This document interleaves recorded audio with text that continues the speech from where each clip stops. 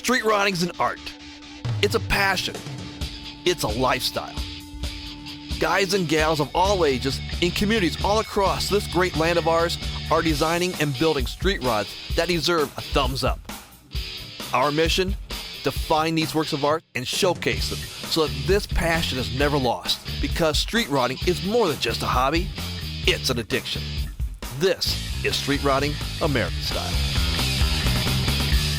There was a time when Daryl wasn't sure if he wanted to keep his 1972 Chevy Nova, but now he knows he will never part with it. Find out why next on Street Riding American Style.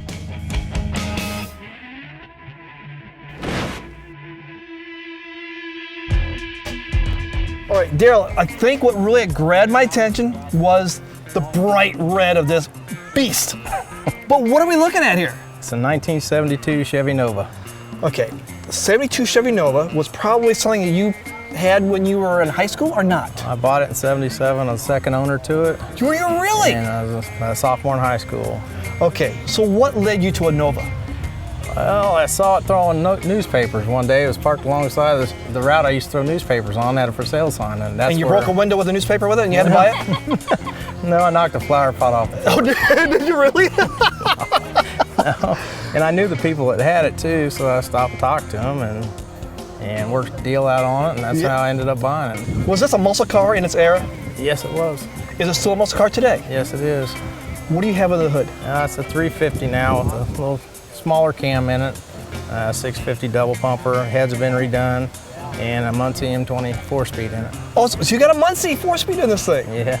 Now, is that kind of turns head when you say that to people? Or don't they understand what a Muncie is? The older group, they like like me now, I'd like to have a 5-speed so I can go a little farther on the highway instead of being wound up in fourth gear. So the days of speed is gone, now durability is what you want. Just easy cruising, yeah. So it's a lot like you. Yeah, Okay. yeah, pretty much. The days of speed are gone, durability is what you're wanting now. Yeah, that's it.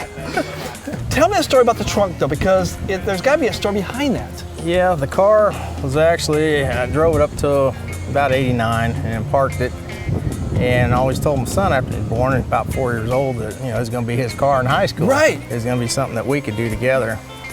Well, at age 4, he was diagnosed with leukemia. Oh, no. And when he turned 16, a brain tumor showed up. Well, he passed away in 2005. I'm sorry. Thank you. And about 3 years ago, I went out in the garage and I told the wife, I said, I'm going to get rid of the car. Well, I went and told the wife that, and she said, well, don't do it in his memory, do it in his honor. I love it. So, I looked at that and I thought about it, and then I came back out, a few weeks later, and I just started dismantling that.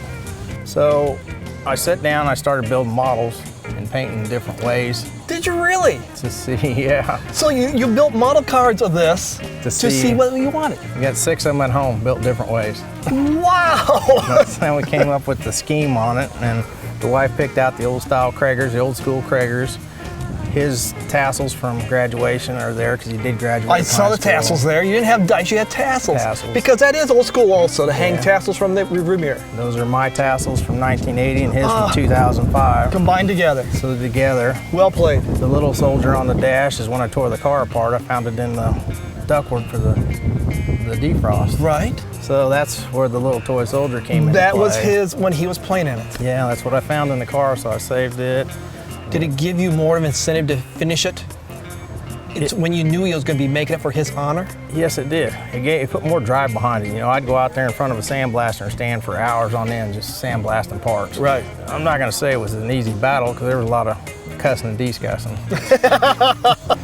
Welcome to the car world. Yeah. I enjoy driving it, but I'd still like to be able to say, here, Matt, here's your car. Right. It's a beautiful car, and it's just...